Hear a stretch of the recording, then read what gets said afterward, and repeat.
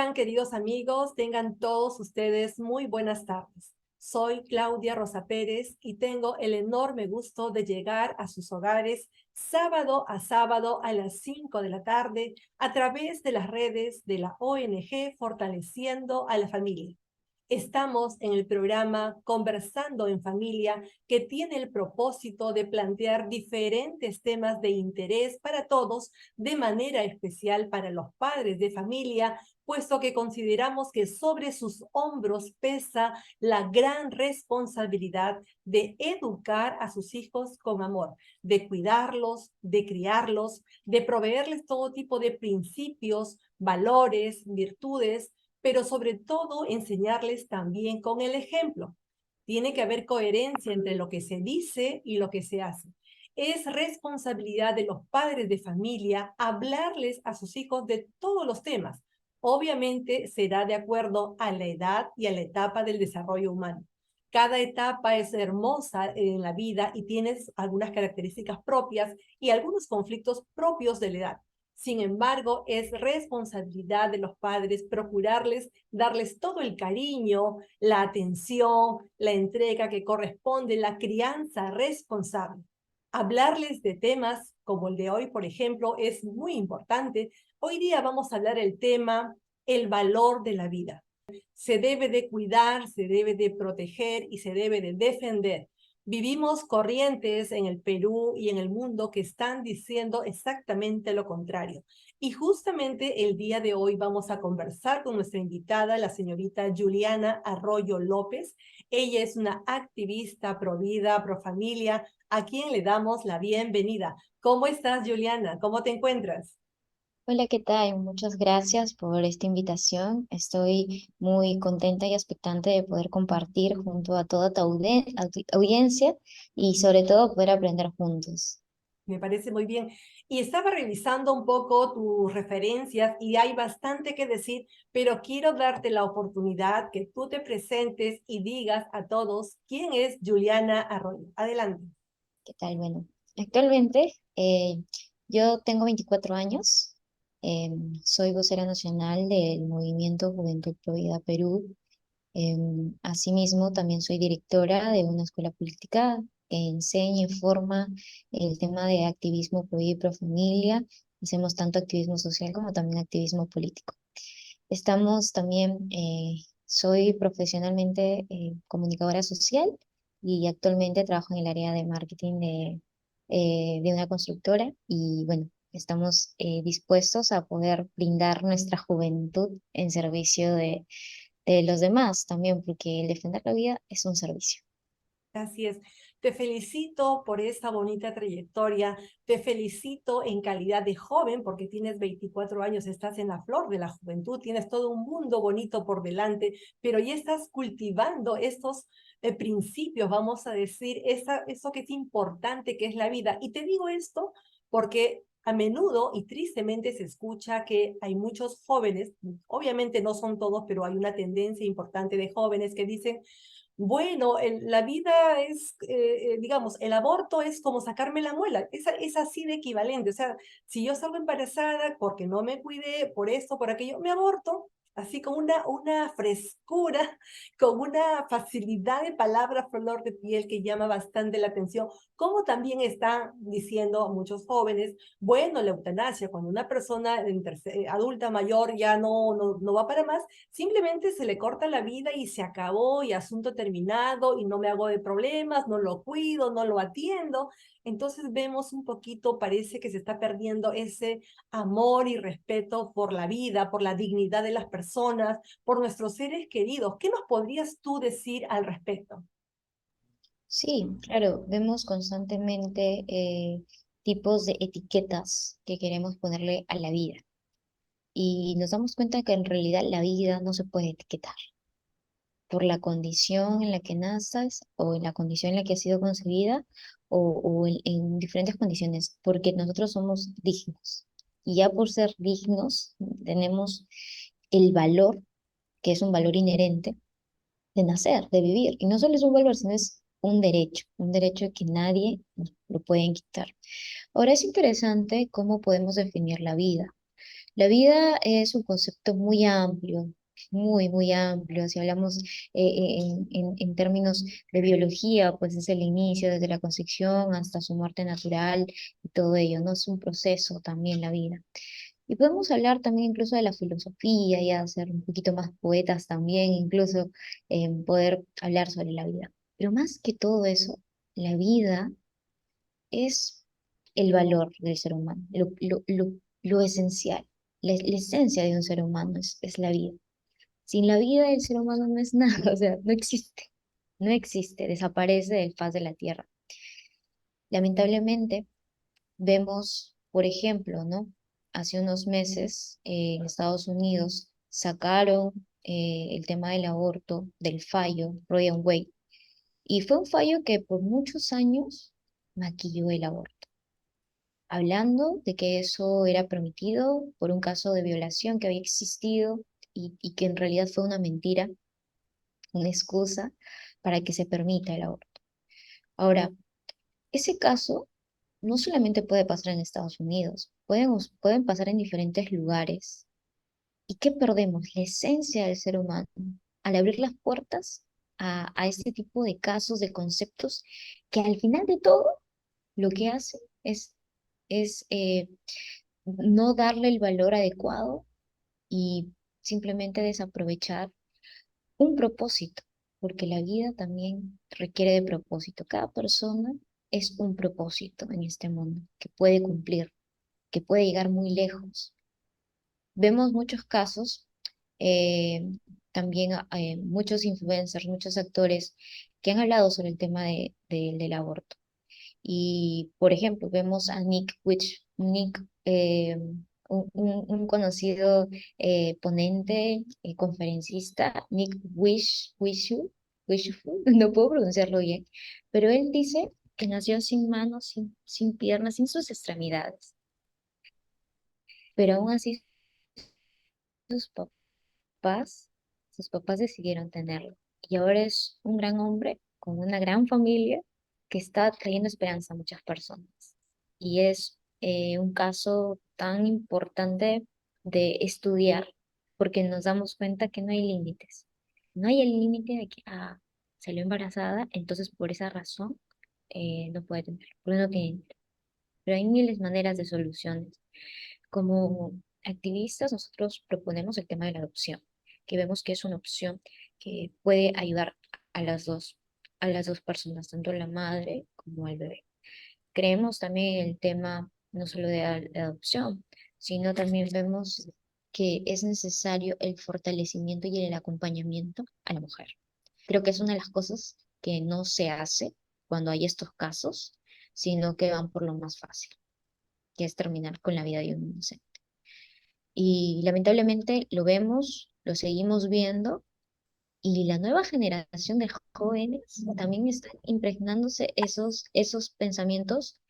Y lamentablemente, si no hacemos nada, si no preparamos más personas en esta defensa, pues más adelante van a decir que si yo me considero un animal, pues soy un animal. Si considero que un bebé con síndrome de Down no merece vivir, pues hay que matarlo. Y lamentablemente ese concepto es una ideología tan absurda, tan aberrante, que denigra la esencia del ser humano, su dignidad. ¿Y qué nos podrías decir respecto a aquellas personas, los feministas me refiero, aquellas personas que usan el pañolón verde, que dicen que el abortar es un derecho y que ellas son dueñas de sus cuerpos y por tanto puedan abortar y no pasa nada? ¿Cuál es tu opinión? Bueno, en realidad ahí hay un concepto muy erróneo con respecto al cuerpo, ¿no? Consideramos que la vida del bebé está dentro del cuerpo de la vida de la mujer, del cuerpo de la mujer, pero no es un cuerpo que le pertenece a la mujer.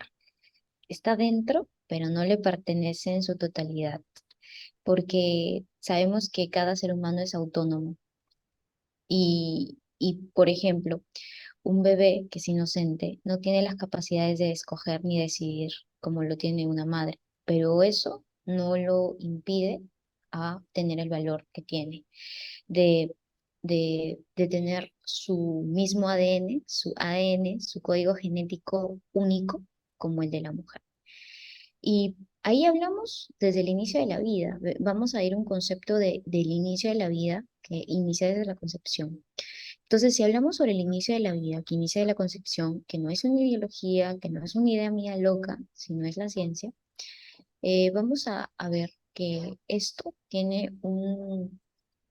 una definición clara y que se pierde. O sea, para argumentarme así, tú ya estás negando algo que ya es comprobado, verificado, estudiado por años, aceptado por la ciencia, y lo que tú me estás diciendo es solamente una idea que eh, es propia de la persona, pero que no debe involucrar a inocentes.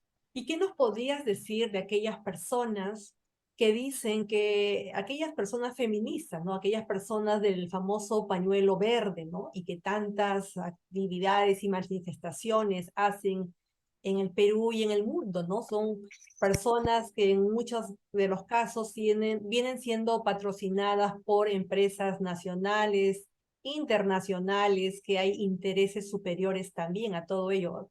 Hay un fondo en todo esto, ¿no? Pero bueno, centrándonos en la pregunta, aquellos argumentos que dicen que la mujer es dueña de su cuerpo y que la mujer tiene la capacidad de decidir si elimina o no. Es más, y agrego algo más, no se refiere al bebé, se refiere al producto, al coágulo, a las células, a una cosa desechable. O sea, lo están cosificando, ¿no? Al bebé, al ser humano que está en gestación y en formación. ¿Cuál sería tu apreciación al respecto? Bueno, en primer lugar, tenemos que entender que cada ser humano tiene un código genético diferente y ese código se desarrolla desde la concepción. Es decir, que ya por tener un código genético diferente, no quiere decir que el bebé, el concebido, ya le pertenece a la mujer. Ha sido parte, sí, está dentro de su cuerpo, sí, pero también es una vida muy diferente al de ella. Entonces es importante entender el concepto cuando hablamos de un código genético, de un ser que se está formando dentro y que tiene características que podrían llevar similares a la madre, pero no iguales. Y también podría mencionar que cuando hablamos sobre el tema del cuerpo, es cierto, se está formando dentro, exacto, que puede estar dentro de su desarrollo de la mujer, sí, pero también debemos entender que este bebé no tiene voz ni voto, precisamente porque no tiene las capacidades para defenderse. Y si uno cae en que no debe vivir, pues no estamos quedando en en una interrupción, como lo llaman, sino en terminar una vida que puede tener un propósito mayor o incluso un propósito mejor del que uno cree y que puede ser una motivación para la mujer. Yo creo que la mujer necesita acompañamiento y cuando se cierra en este tipo de pensamientos, es una forma más de que la mujer necesita un equilibrio emocional y necesita ayuda. Y no es, por ejemplo, dable cuando una mujer piensa así y decirle, no, sí tienes que hacerlo por su cuerpo. No, es decirle, tú puedes hacerlo, vamos. Y si tú quieres acabar con esta vida, no lo hagas, porque estás siendo una persona que está acabando y está asesinando. Eso. ¿Y qué podrías hablar, ya que estás mencionando la palabra asesinar, porque en realidad el aborto es sinónimo de asesinato, de muerte, ¿no? De dar muerte a un inocente, a una persona que no se puede expresar, que no puede hablar, pero que existe y tiene su código genético totalmente independiente. Aquellas personas que dicen que el aborto no es un asesinato, ¿cuál sería tu argumento? Preguntaría, ok, si dices que el aborto no es un asesinato, ¿dónde sacas eso? ¿Por qué? Eh, hay algo interesante. En latín, la palabra aborto significa morir antes de nacer, por ejemplo. Y la definición no es una definición dada, porque podríamos poner algo súper práctico. Cuando hablamos de interrupción, que es lo que lo define, el aborto, vemos, por ejemplo, una bombilla de luz, una lámpara, que está conectada hacia una corriente y brilla y tiene luz. Pero ¿qué pasa si uno, pues, interrumpe eso, ¿no? Rompe la luz por un tema de que no, quiero interrumpir esta luz porque me molesta, ¿no? Y tú, ok, quitas eso y luego quieres poner la bombilla, pero ya no puedes. ¿Por qué? Porque ya has acabado con eso porque te molestaba. Yo vi hace unos días un video muy interesante de cómo explicamos el aborto y dieron este ejemplo y fue claro en explicarnos de que no puedes acabar con la vida de un inocente, de, em, de alguien que necesita una defensa y por eso estamos nosotros como activistas para hacerlo. Así es. La interrupción, dicho de otra manera más sencilla, es cuando uno tiene un foco en la casa, lo prende y lo apaga, activa y desactiva la luz en cualquier momento, ¿no? Pero en la interrupción de un embarazo, ¿no? Cuando uno desecha o cuando ya se produce el aborto, ya no hay forma de revertir el proceso, no hay forma de dar marcha atrás, simplemente lo eliminó, lo mató, lo expulsó, lo trituró, porque hay formas muy dolorosas y crueles y se ve Y también es, de la y forma es irreversible. exactamente cómo el bebé sufre, ¿no? Entonces se ve la reacción, son escenas muy dolorosas, ¿no? Que eso pasa. Ahora, ¿qué? También sería importante que menciones acerca del trauma post-aborto. Poco se habla, poco se dice. ¿Qué nos podrías decir al respecto? Sí, bueno, no solamente hablarlo de una forma muy indistinta, o sea, muy como que simplemente porque lo sé, lo he leído, me lo han dicho, sino porque también he sido parte de amistades, amigas que han pasado por ese proceso. Y no hay ninguna que me diga que lo volvería a hacer. Todas me han dicho que se han arrepentido, todas. Em, es un tema muy complejo porque el posaborto es algo doloroso, muy doloroso. Ahí no solamente, no incluye, no solamente es decir, ok, aborté y nada más. Y dices, ya, me deseché, estoy tranquila, calmada, ya no encuentro, ya no siento que me molesta algo, o que ya no estoy preocupada. No, al contrario, eso tiene muchas consecuencias psicológicas, muchos efectos. Uno de ellos es la depresión, la soledad, traumas que eso genera. Y también puede crear enfermedades, cáncer al útero, por ejemplo, por una muy mala forma de hacer el aborto también, consecuencias que eso puede traer también incluso la muerte.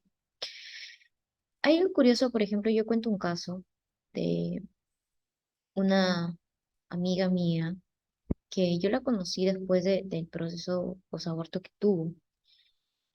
Ella es una persona, con lo que ella me cuenta, ¿no? Una persona muy sociable, le gustaba tener muchos amigos, empezó su vida sexual muy joven, pero dice que en un momento pues ella se quedó embarazada y estaba estudiando en la universidad y sus papás se habían separado recientemente. Entonces ella me decía, ¿no? Mi desesperación fue esa, ¿no? No tenía recursos, mis papás se estaban separando recientemente, no me sentía sola. Me fui a la farmacia y, y, y en realidad fue a una farmacia a hacerse la prueba y todo, salió positivo y todo eso. Y obviamente que dentro de sus amistades sabían dónde podía hacerse esas prácticas. Y por ejemplo, en mi ciudad hay un lugar donde se hacen estas prácticas que en realidad no sabemos por qué no lo cierran. Hemos visto ese lugar, por ejemplo, por el Hospital Belén, que queda en el centro de Trujillo, y hay un montón de consultorios. Y ella dice que se hizo uno ahí. Y me dijo que después ella tuvo bastante sangrado.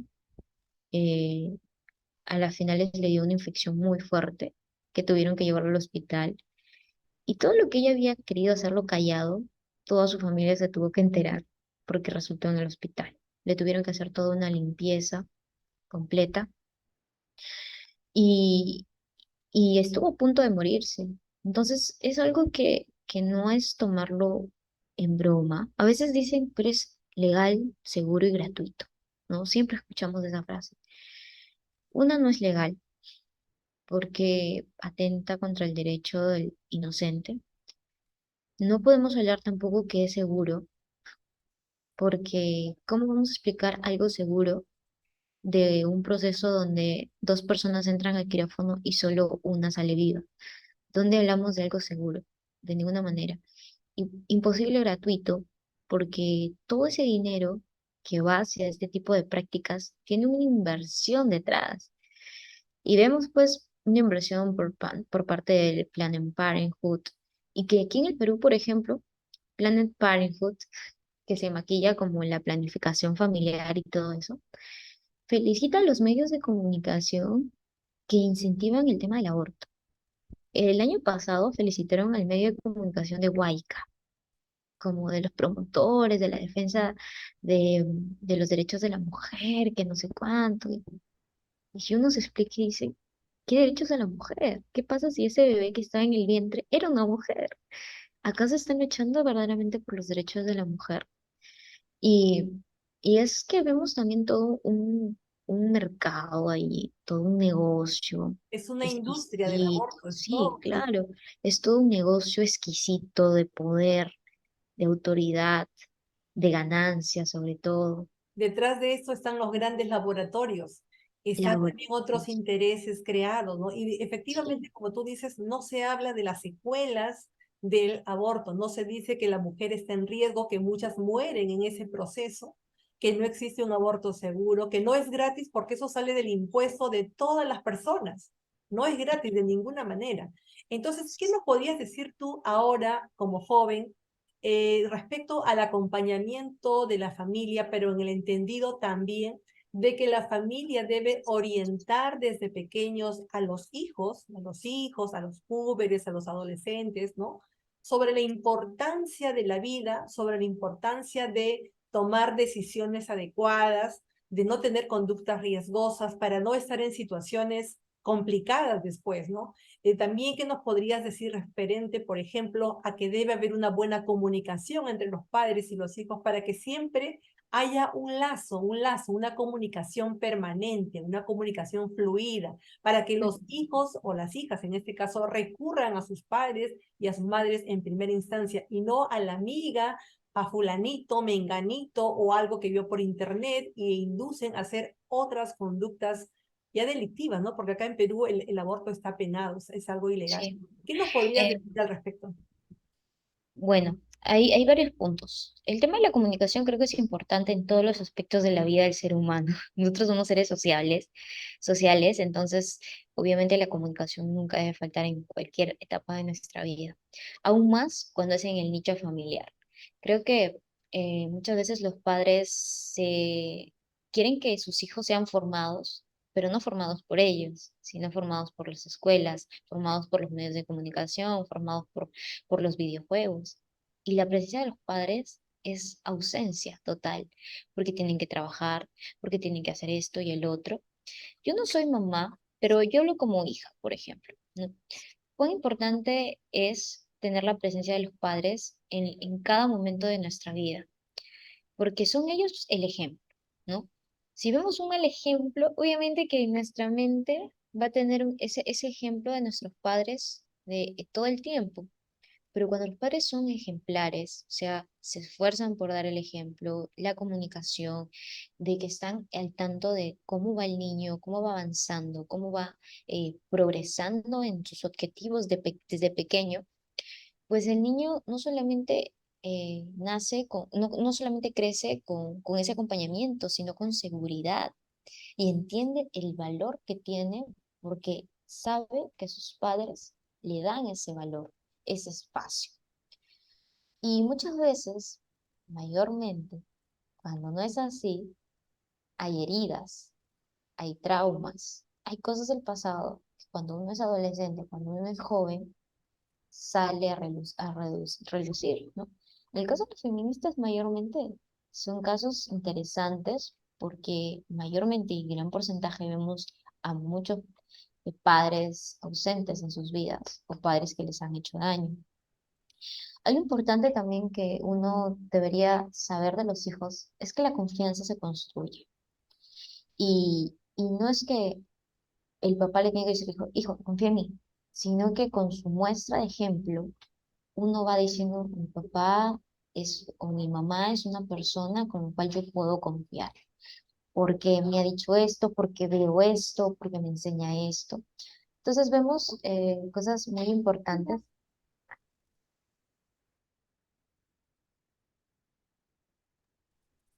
Vemos puntos muy importantes que realmente hay que tenerlos siempre presentes, ¿no? La confianza, el acompañamiento emocional, el acompañamiento incluso profesional, el acompañamiento en todos los aspectos.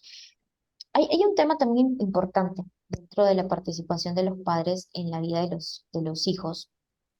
Es también la forma en cómo comunican las cosas. Como comunicadora social, creo que sí es bueno, por ejemplo, que los padres estén allí diciéndoles palabras de aprecio. Es algo muy bonito darles esos aprecios y darles siempre eh, esa confianza a los hijos y todo eso. Pero también es importante que vea un límite, siempre darle a los niños límites.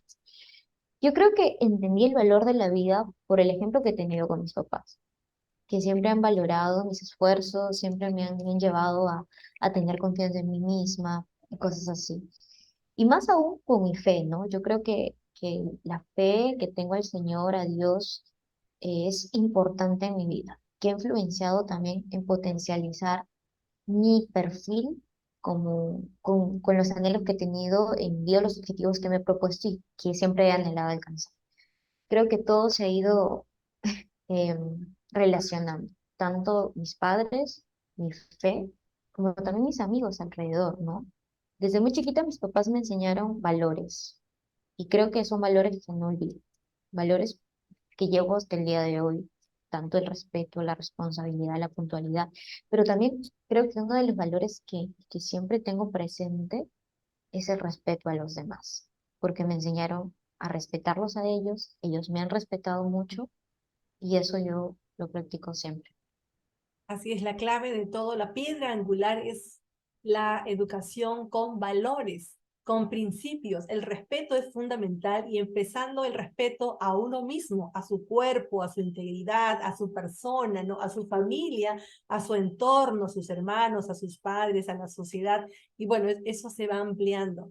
Por eso es muy importante que los padres, y acá siempre nosotros hacemos un llamado con cariño y con respeto a todos los padres de familia, para que eduquen con responsabilidad, con compromiso, con coherencia a sus hijos. La enseñanza es desde pequeños y yo diría más bien desde el vientre materno. Cuando la barriguita va creciendo, el niño va creciendo, va ganando centímetros, peso y todo. Entonces, hablarles, ¿no? Acariciar a la barriga, decir que es un bebé deseado, querido, que va a venir a una familia que lo quiere, que lo ama, que lo acepta, que lo valora, que el bebé sienta ese cariño desde antes de llegar a la vida, vamos a decir, al mundo exterior, ¿no? Porque ya tiene una vida intrauterina, pero entonces que siente el cariño, el afecto desde la barriga y naturalmente desde tempranas edad, ¿no? A veces los padres dicen, no, no entiende, mi hijito es chiquito, no entiende, no se da cuenta, y eso no es cierto, porque los niños son como una esponjita,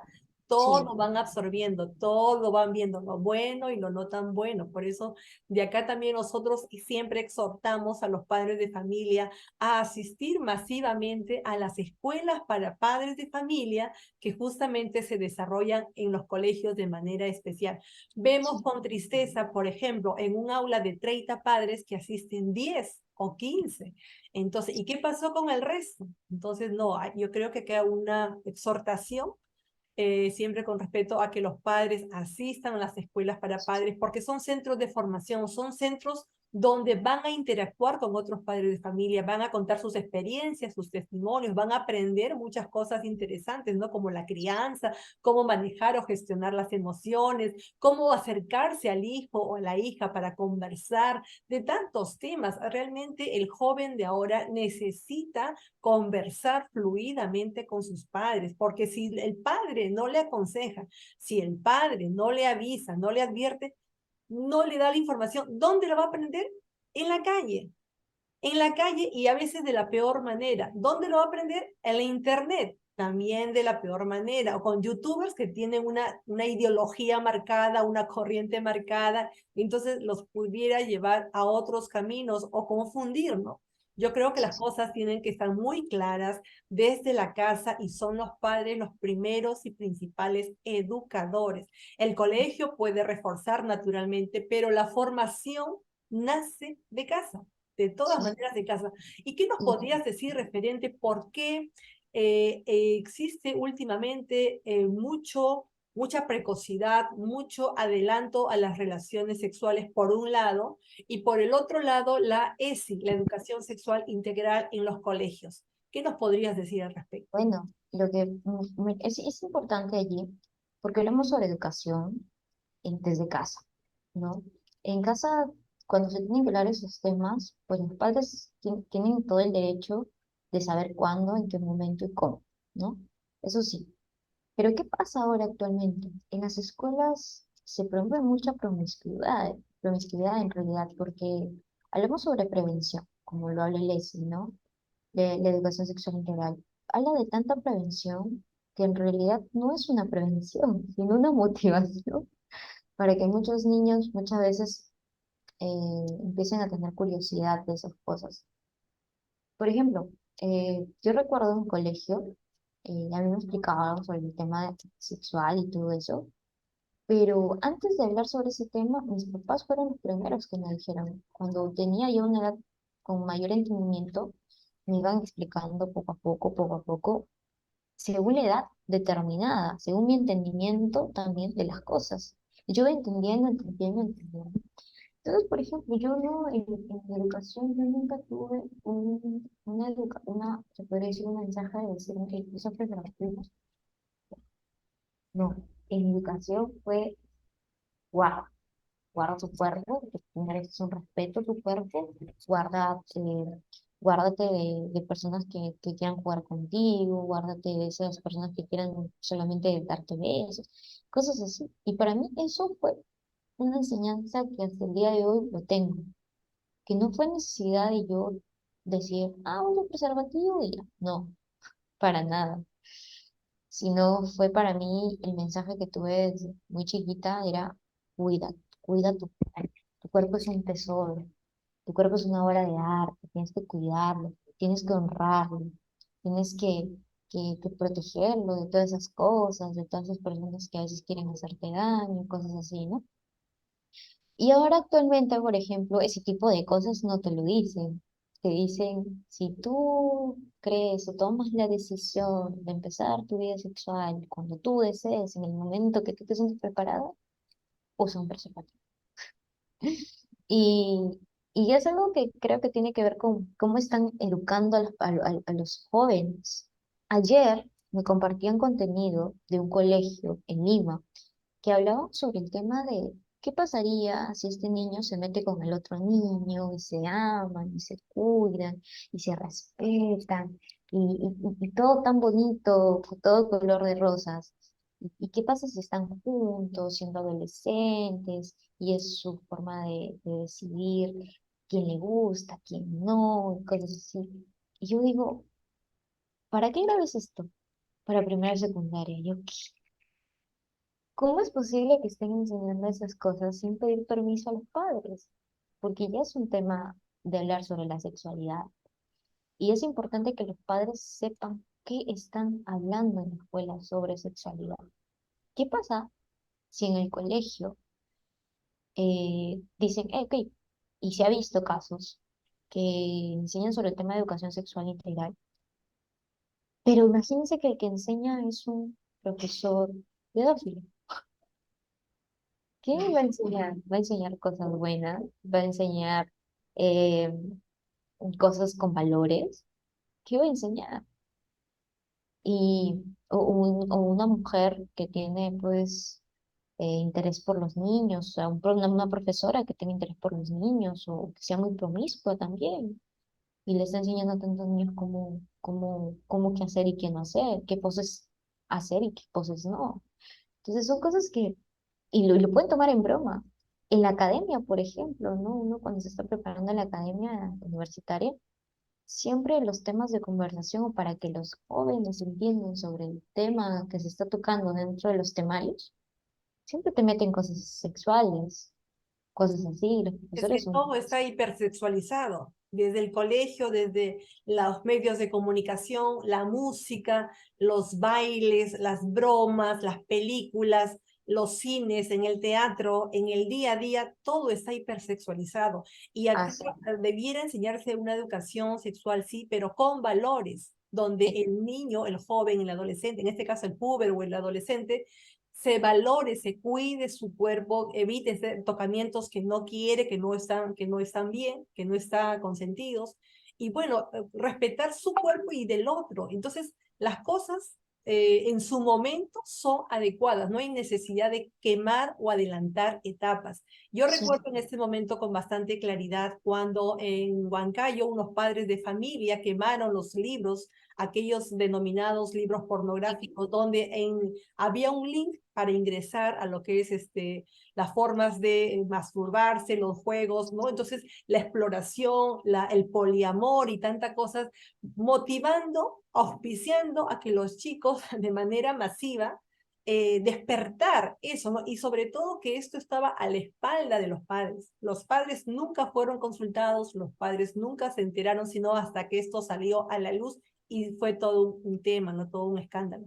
Pero bueno, mi querida Juliana, ya el tiempo se nos fue volando, volando. Yo creo que este tema da para más. Sin embargo, vamos a tener que dar ya por finalizado. El tiempo nos ha ganado, pero quisiera darte un espacio para que te des unas palabras finales, un mensaje final. Adelante. claro. Bueno, animar a todas las personas que están viendo este programa a que puedan seguir formándose, puedan seguir educándose, a no separarse de la realidad. Esto es real, estos casos que hemos hablado son reales y son preocupantes también. Entonces estamos a tiempo de formarnos como jóvenes porque nosotros somos los futuros papás de las futuras generaciones y tenemos que también prepararnos para poder llevar una educación con valores. Y muchas gracias por la invitación. Espero que haya sido una entrevista muy fructífera y esperamos vernos pronto. Muchas gracias. Muy bien, Juliana, gracias a ti por esta oportunidad. Ha sido realmente excelente poder conocerte, poder interactuar contigo. Tú desde la hermosa ciudad de Trujillo, ¿no? La eterna primavera, es una ciudad hermosísima. Te felicito por tu labor de activismo, por las actividades que vienes realizando a tu corta edad, tus 24 años.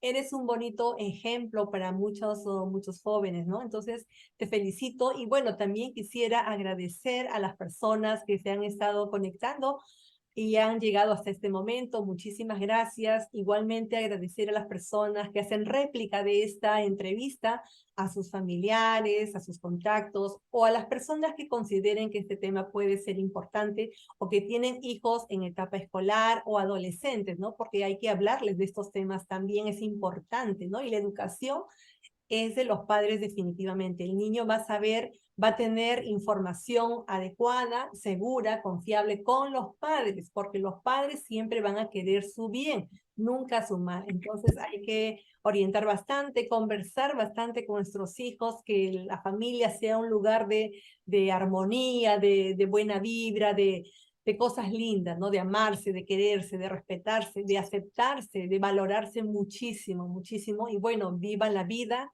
Muchísimas gracias y que Dios los bendiga.